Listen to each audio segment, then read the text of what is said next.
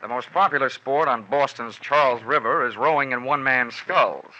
Or rather, it was the most popular sport, that is, until they took to beating on one man's skull. Mine.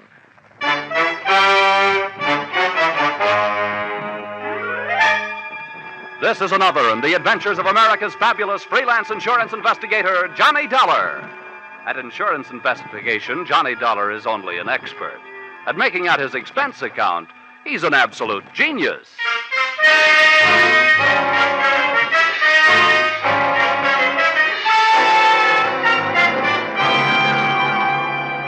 Expense account submitted by Special Investigator Johnny Dollar to Miss Melanie Carter, Pinckney Street, Beacon Hill, Boston. The following is an accounting of my expenditures during assignment as your representative, investigating list of your relatives who might be interested in murdering you for your insurance, or who'd like to rock the old doll to sleep, or the unnice niece and the charming young rat who put the few in the word nephew. Expense account item 1, $5.98, airfare, Hartford to Boston. Item 2, $3 1/4, cab fare, Logan Airport to your residence on Beacon Hill.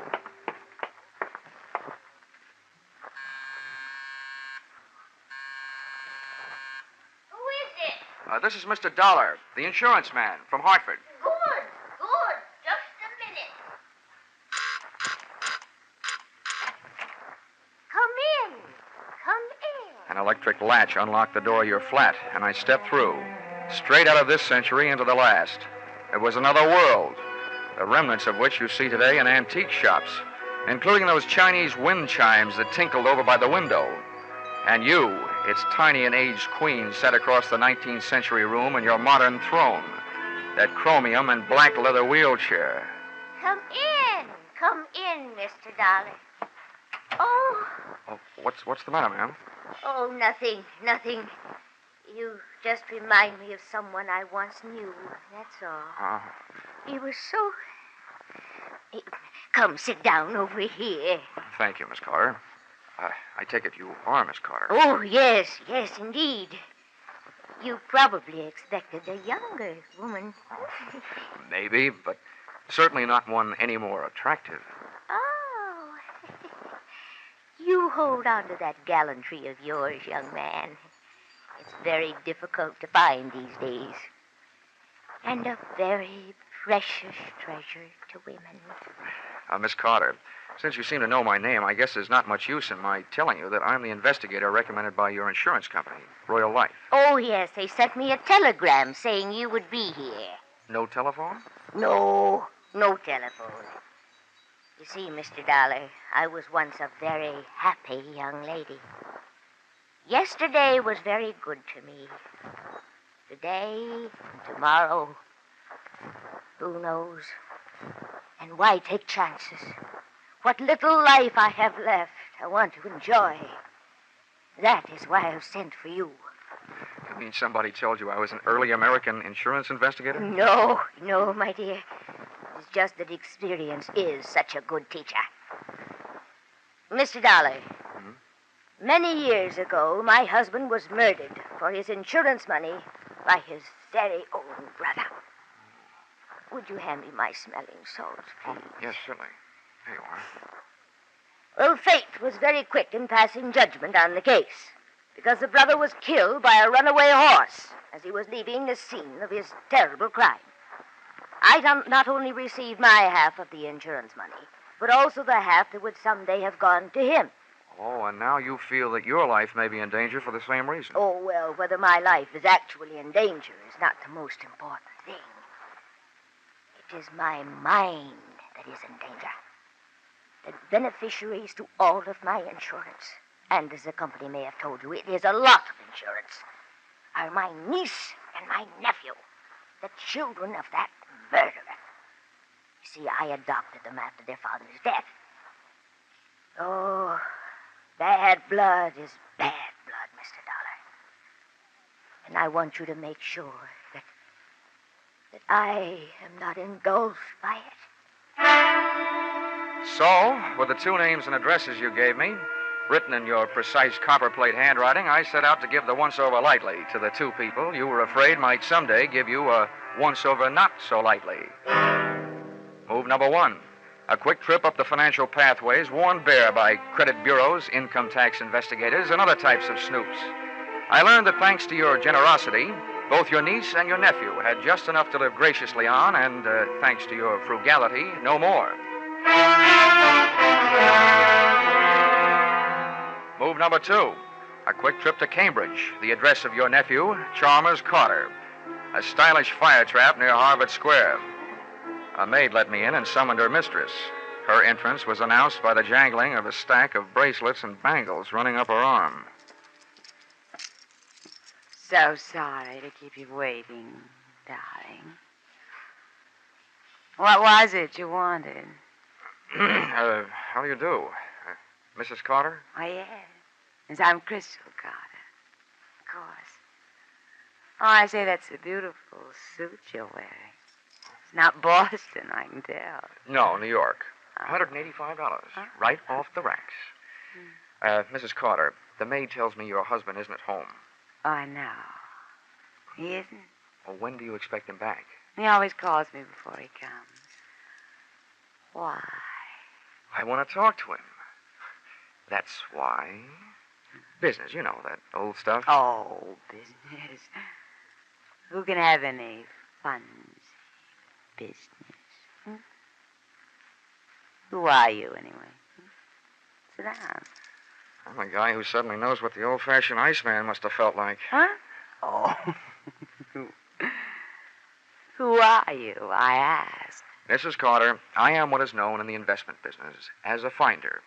My job is to find money for people who have bona fide projects, but who are short on cash, with which to develop them. Oh, that sounds like a lovely job. It is, when you find the money. You work on a percentage. Now, right now, out in California, there's a little man who some time ago bought a lot of oil rights covering a big piece of property. It's right near Newhall, where there's been a lot of gushers coming in. He's got the property. I'm looking for the money with which to develop it. I hoped your husband would be interested. Oil? There's a lot of money in oil. Well, of course he's interested. I'll call him right away. Before you do, maybe I'd better tell you. What I'm looking for is a lot of money. Uh-huh. So unless your husband has a lot available, it'll be no use. Well, he can get it. I'm sure he can get it. He's often told me all he needed was one big chance. Maybe this is it.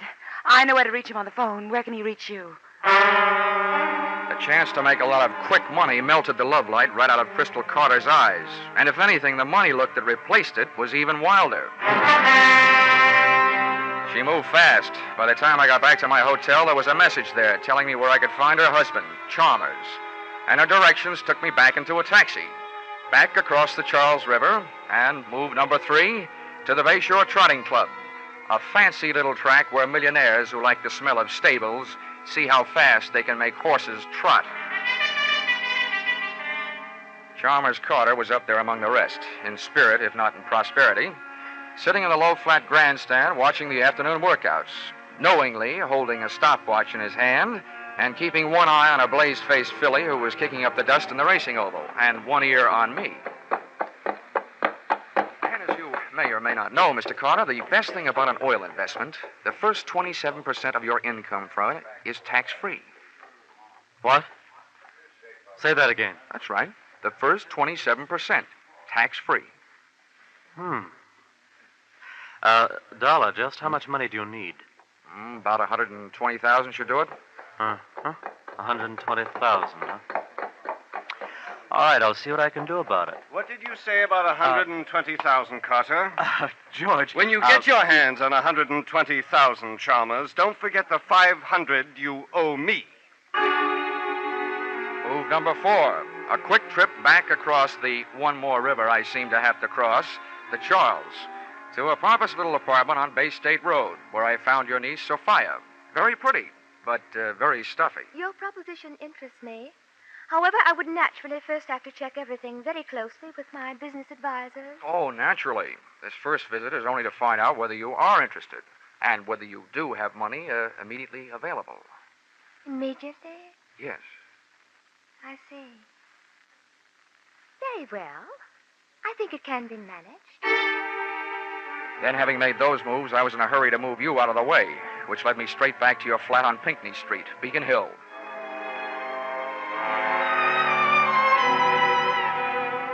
And there, once again, I bumped into what I've learned to expect in my racket, the unexpected. Your apartment door was slightly open. Your wheelchair was empty. And from outside, I saw you across the room, standing there, talking into something that earlier in the day you had very deliberately told me you didn't have. A telephone. Oh, Joseph, I'm so glad I was able to reach you. Now listen, I have another little job for you to do. I want you to come right over. Both of you. You need Rocky, huh? You know where it is? No, this time it's somebody I have to get rid of. I took up a plant in the antique store across the street and waited for your visitors. They were charming. Just the sort of folks you'd expect to see on Beacon Hill, dropping in for a spot of afternoon tea. They were the kind of guys who never wear wristwatches, handcuffs being rough on watch crystals. I gave them a short lead upstairs, then pussyfooted up behind them. Oh, one of these days my right eye is going to wind up shaped like a keyhole, with my left ear shaped like a cauliflower from pressing against door panels. It's so nice having you young fellows around to depend on. Sit down, sit down. You want some nice tea and cake? No, thanks, dear. We just had some pizza and beer. Yeah, Joe and me just had some pizza and beer. What's on your mind, Grandma? Yeah, what's on your mind, Grandma? Well, boys, you know how worried I've been Yeah. about that family of mine. Well, things are even worse now. Hey, what's up? Yeah, what's up? Well, I want you to understand that it wasn't that I didn't have complete faith in your ability to protect them. Sure. Yeah. But I finally turned to my insurance company, hoping to save a few dollars. Yeah. They sent a scoundrel named Dollar from Hartford to protect me, mind you. And do you know what he did? No, what'd he do? No, what did he do? Well, just to make sure this Dollar fellow, I called a private detective and had him followed when he left here. Yeah, good. And that detective told me that Dollar went to Sophia and my nephew Chalmers and is trying to entice them to kill me for my insurance money so they can buy some phony oil stock he's trying to sell them. Huh? That guy sounds like a big operator. Yeah, that guy sounds like a big operator. Well, whatever he is, I want that young man out of the way. Grandma, dear, you don't really mean out of the way. That's exactly what I mean. Joseph, I see something I don't like very much. What is it? Some shadows moving around under the edge of the front door. Well, what are we waiting for? Yeah. Come here, you! I wasn't a match for one of those guys, let alone two. And Rocky, Big Sir Echo, not only repeated everything Joe said, he repeated everything Joe did. Take this! Oh! Yeah, take This! Oh! That's good. That's very good. Now, that's him. That's Dollar. You hold him. Hold him. Don't let him get away. Mr. Dollar, unless you're in a big hurry to get measured for a cement suit, don't start no funny business. Don't worry. I feel about as funny as a funeral. My own. Well, I hope you've learned your lesson. Although, don't you think for a minute it's all over. This'll teach you honesty is the best policy, and cheaters never prosper. Hey, take it easy, Grandma, dear. This boy will not ever bother you again. Come on, Buster. Yeah. Come on, Buster. Yeah. Go on, Buster.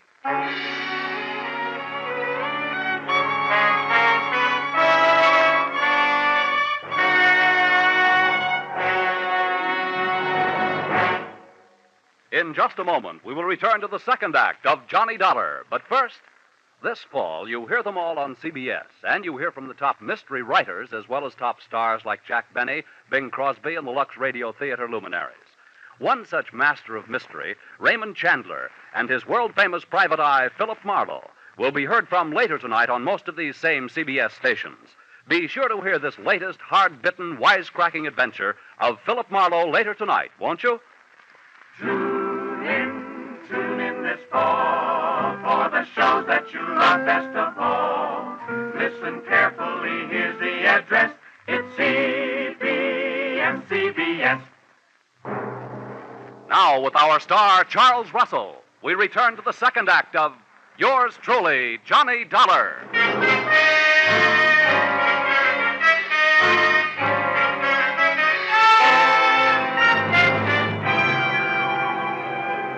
Usually, when people are taken for a ride, at least it's a free one. However, Joseph and his friend Rocky didn't feel that way. So, expense account, item 3, $1.20, cab fare, up Tremont Street toward Boston's South End. The three of us sat packed in the back of the taxi with me in the middle. And just as we passed King's Chapel burying ground, Rocky and Joseph suddenly felt the urge to be alone with me. Hey, driver, crank up your window. We wish to be in private. As it happens, I can't. The crank fell off. Yeah, you and your lousy cab. Yeah, you and your lousy kid. Well, step on it.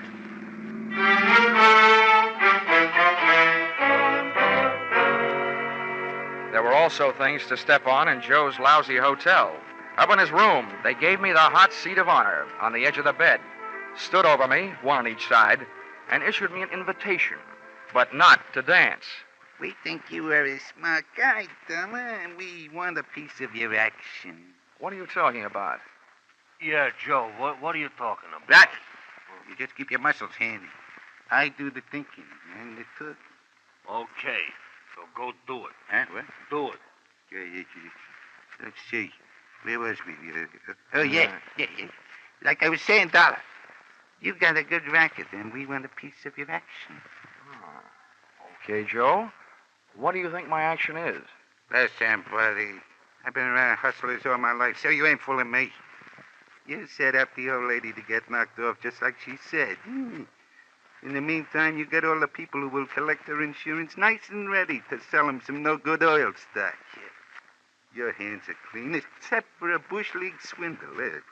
The most you could get out of that is from 3 to 5 years, and that's the only chance you're taking. Joe, you're a genius. Well, let me ask you one thing, though. Why should I go to all that trouble? Why shouldn't I just sell my hot oil stock to the old lady in the first place and save all that extra trouble? That's where guys like you are smarter than guys like me. You got your reasons. You ain't kidding nobody. Huh? We like the way you operate. And we want in. I guess I've found myself a pair of partners. Good. Shake. Yeah, shake. No, one at a time. Joe? Rocky? Oh, I'm sorry. This is great. Yeah, Rocky and me have been taking Grandma for a few bucks now and then, protecting her from them squares she's afraid of. But I never thought it would turn into anything as big as this. Just out of curiosity, how'd you guys meet Grandma in the first place? We was doing a little social break-in and entering one night, and it turned out to be her house, yeah? She got the drop on us. We seen her there in her wheelchair, pushed her into the bedroom, and went to work. Yeah, went to work. And the next thing we know, she's standing there pointing a old shotgun at us. What? You creep, that was no shotgun. What? What are you? It's a very historical musket. Oh. You stupid. She told me. Let's see, where was we? Anyway, that's how we met her. She made us a deal. She wouldn't call the cops if we'd done her a turn. Besides, she paid us for it. We ought to have a bottle set up, yeah? What for? Well, all we got to do is wait till the nephew or the niece knock off their ante. So why not have a drink while we're waiting? Oh, whoa, now hold everything. That's not the way to do it. How come? Yeah, how come? Now, look, if we sit here, we blow a big chance. The chance to get rid of whoever murders the old doll. We see who do it. We turn them in. They're out of the way, and the insurance money goes to the other one. Then I go to work on them.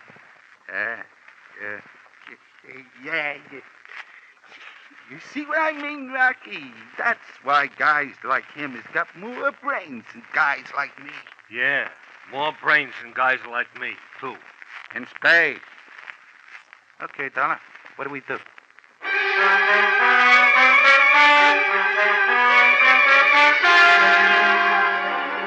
I was in a bad spot, but I'd put you, Auntie Carter, in a worse one, hoping to attract any bad apples that might be hanging on your family tree.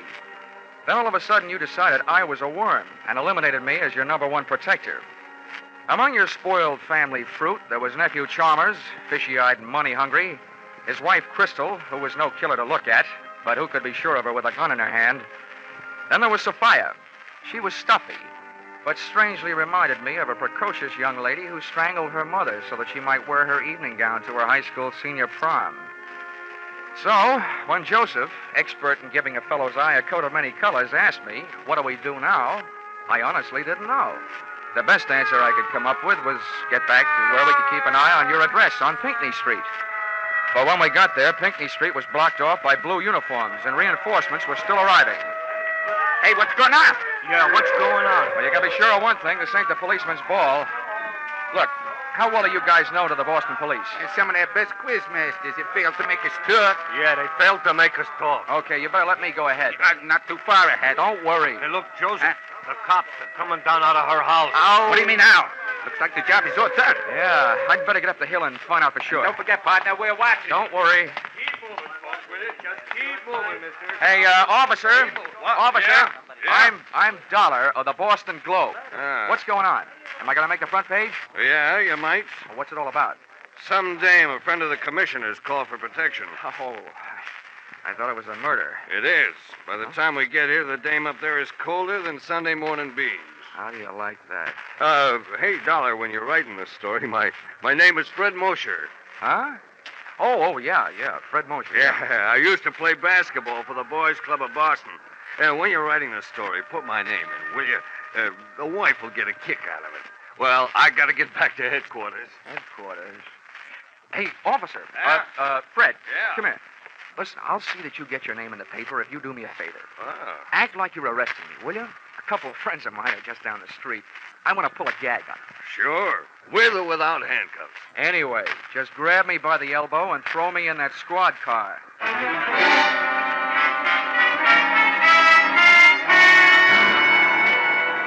I could tell by the eyes of Joseph and Rocky that I had just successfully dissolved a partnership. At the corner of Arlington and Boylston, I swapped the patrol car for a cab. And, what do you know? I headed back across the Charles River to Cambridge.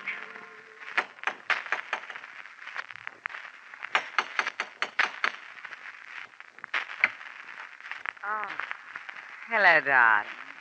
I'm sorry the maid wasn't here to answer the door. I'm all alone. Isn't that good? Come on in. Come on. Right in here. Would you mind, Crystal, walking just a few more steps ahead of me? It'll make you easier to follow. Oh, dear. Here we are. Make yourself at home. Where's your husband? Oh, stop worrying about my husband. He had to go out for a while on business. I told you before, he always calls before he comes home. In case I wanted to bring something. How long has he been gone? I wish you'd stop worrying about Shaw. Why don't you stop paying some attention to little Crystal? Wait a minute now. Stop. Get a grip on yourself. Wait, watch it. No. Crystal, what are you up to? Oh, dear. Stop it. Stop it, I say. Oh, it's you, Dollar. A finder, huh? Just what are you trying to find? Now, wait a minute, Carter. Oh, Chalmers, thank heavens you got here. He forced his way in. He's from New York. I am not. I'm from Hartford. It's only my suit that's from New York. Why, you despicable cad. I've a good notion to thrash you to within an inch of your life. I was certainly in no position to ask any questions around there, so I hit him a shot in the whiskers and left.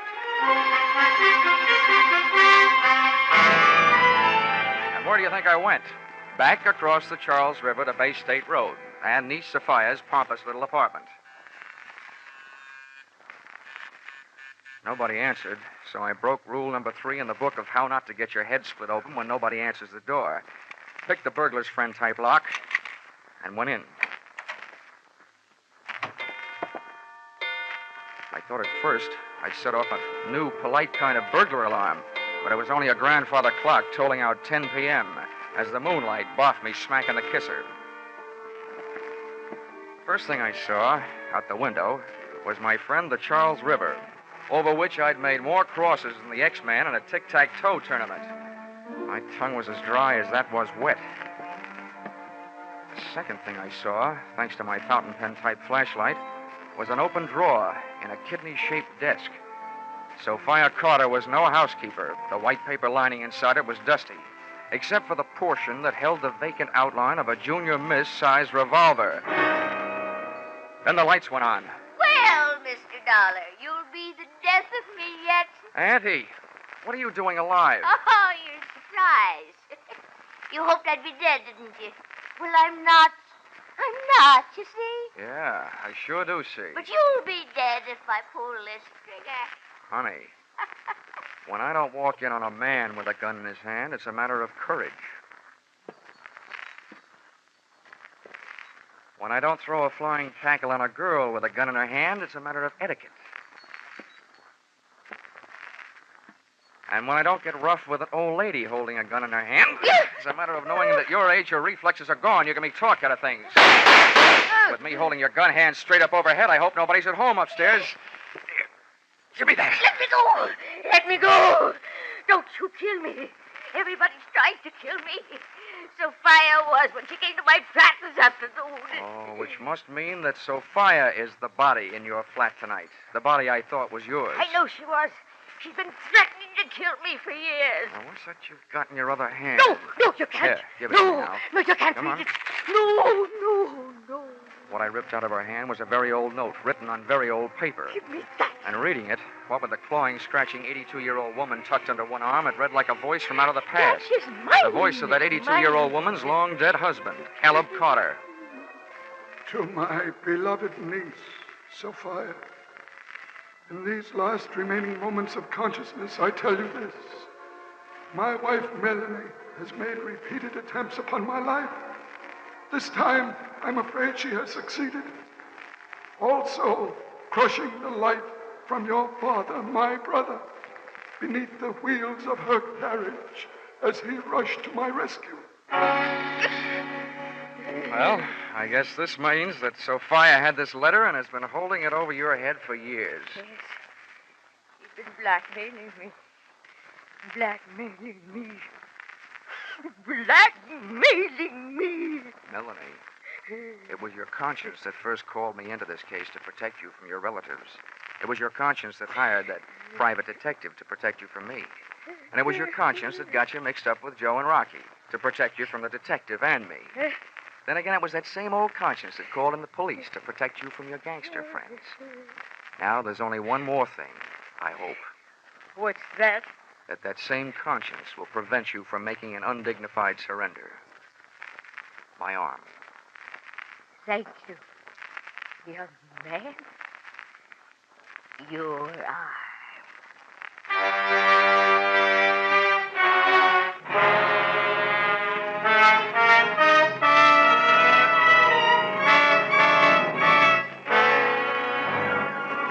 Expense account, item 4, $15, pipe and slippers. Appeasement to Chalmers Carter, nephew of the accused. To give him a symbol that all I was really trying to find was a way to straighten out his home life. Item 5, $50, a personally autographed check in lieu of his name in the paper to Patrolman Fred Mosier, so that the wife would still get a kick out of the publication of his name on the payable to line of said check. Expense account item 6, $15. Gift to Joseph and Rocky. One roll of tickets on the River Queen sightseeing boat, which gives daily round-trip tours of the Charles River. Maybe they'll do me a favor and fall in. Item 7, $5.98. Airfare, Boston to Hartford. Expense account total? What's the use? Where you are now, Aunt Melanie Carter, you're never going to be in a position to pay. I won't even bother to sign it. Yours, truly, Johnny Dollar.